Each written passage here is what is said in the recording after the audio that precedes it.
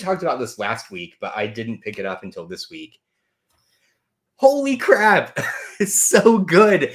So incredibly violent. Like I've never so all right, anyway, let me back up. So this feels very much like an Elseworlds book. Yeah. Batman he still seems pretty young, because I believe they say in here he's only been around a year. Yeah. And also I just want to give credit. This is one of the best new costumes I've ever seen. Like, it is so great. It just feels very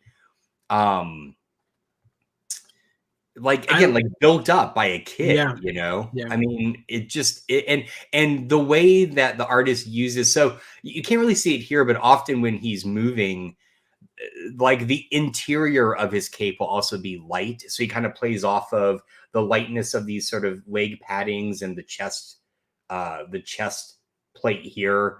And then the cape as well. It's an amazing design. But Batman pokes out a dude's eyes. I mean, just like, boop, like just fucking violent. Mo style?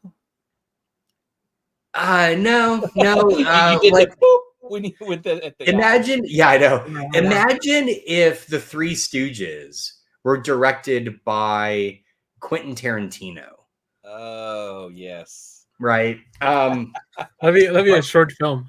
That would be a very short film, yeah. They just scene 1, they all try to go through the door at the same time.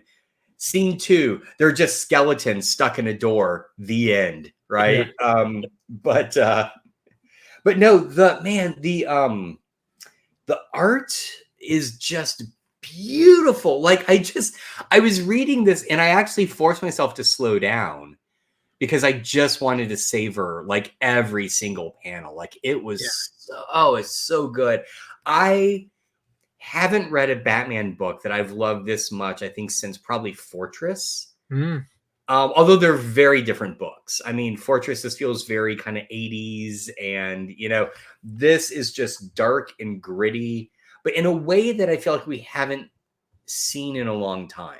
It's not dark and gritty for dark and gritty's sake, right?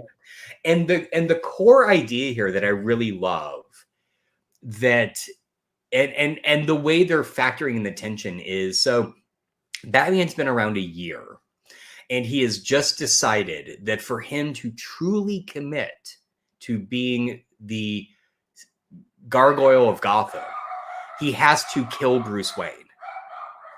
And sorry, my dogs are going nuts. The tension is Alfred thinks this is absolutely batshit crazy. And so Alfred keeps trying to he keeps referring to him as Bruce or Master Bruce. He leaves him cake in his car. I mean, just he's really trying to find a way to work around that, Anyway, it's fantastic. Really, really good. I want to ask, did you purposely get the black and white version, or was that just what was left in the shop? Okay, so sorry, my dogs are going apeshit. It's all right. All right. You can barely hear it. You can probably hear it more than we can. Yeah. So, all right. So is there a color version of this? There is. Why? Yeah, that's what I was going to ask. That black and white looks awesome. I've read both, and I reviewed the black and white and the color version.